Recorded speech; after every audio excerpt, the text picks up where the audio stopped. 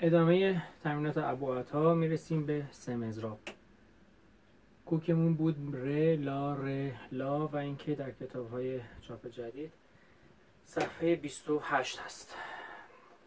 از سی کرون شروع میشه سی دو ر لا میریم رو سیم چهارم ر لا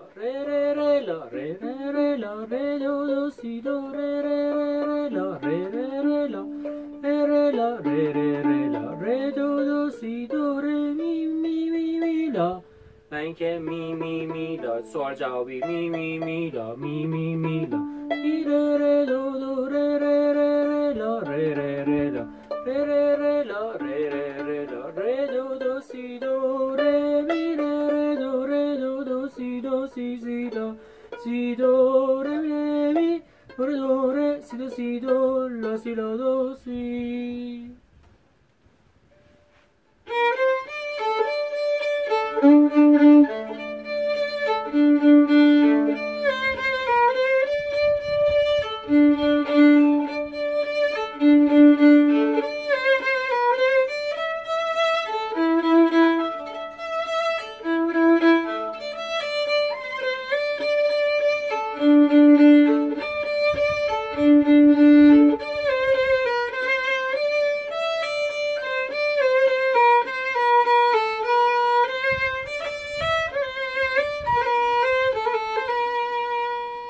لا سی دو دو ر دو ر می ر دو دو سی دو سی دو لا سی دو ر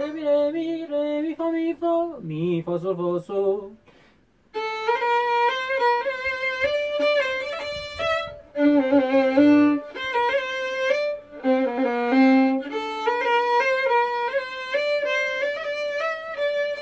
اینجا میتونیم بریم تو پوزیشن یک گذاشته برامون ر می فا بهش بچسبه، یا میتونیم بریم دو تا مدلش رو تمرین کنین.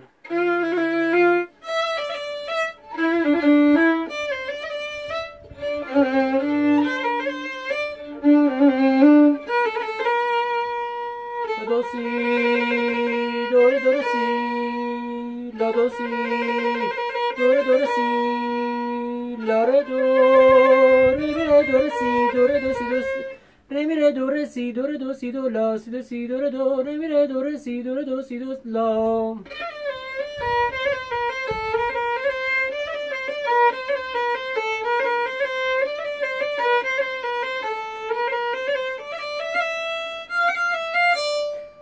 سی دو ر می فا سول فا می فا ر می ر می دو ر سی دو لا سی لا.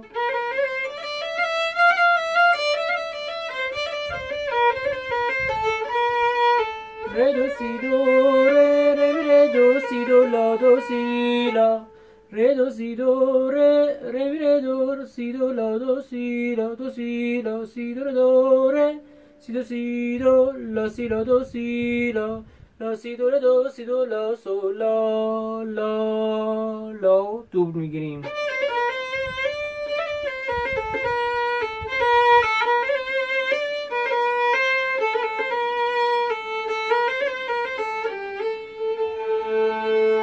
دوبل انگشت چهارم با خود سیم لا دست بازش.